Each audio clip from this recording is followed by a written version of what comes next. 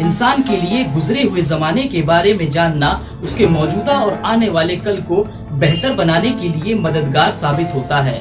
दरअसल अब तक हमने जाना बनु उमैया का दौर 661 ईस्वी से 750 ईस्वी तक।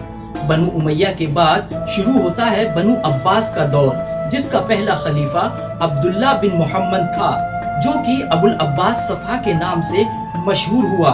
इसने तकरीबन 4 साल हुकूमत की।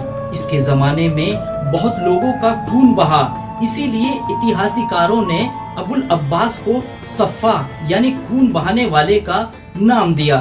तो चलिए जानते हैं कैसे शुरू हुआ बनु अब्बास का दौर और इस खिलाफत के पहले खलीफा अबुल अब्बास का जमाना, यानी बनु अब्बास का ये दौर 750 ईस्वी से 754 ईस्वी तक। बनु उमैया के आखिरी दौर में हर जगह मुखालफत और बगावतें हो रही थीं। इनमें सबसे खतरनाक बगावत बनी हाशिम की थी।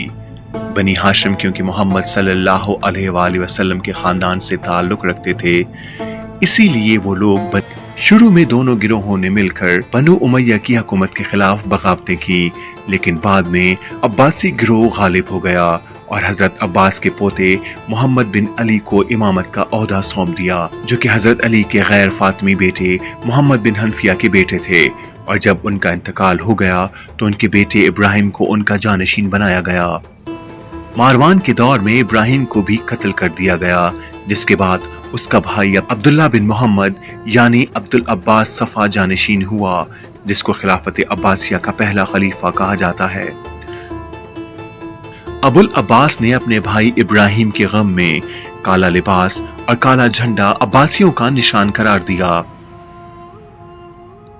इतिहासकारियों ने अबुल अब्बास की अक्लमंदी और इखलाक की तारीफ की है, लेकिन उसके जुल्म ने उसकी तमाम खूबियों पर पानी फेर दिया, क्योंकि इसी के कहने पर अबू मुस्लिम खुरासानी ने बनु उमैया की हुकूमत खत्म करने में तकरीबन 6 लाख इंसानों को मौत के घाट उतार दिया। इसके अलावा अब्बासी फौज ने दमिश्क फतह करके वहां कत्ले आम किया। सफा की हुकूमत केवल 4 साल रही। इसके दौर में एक अहम घटना जंगे तलास की है।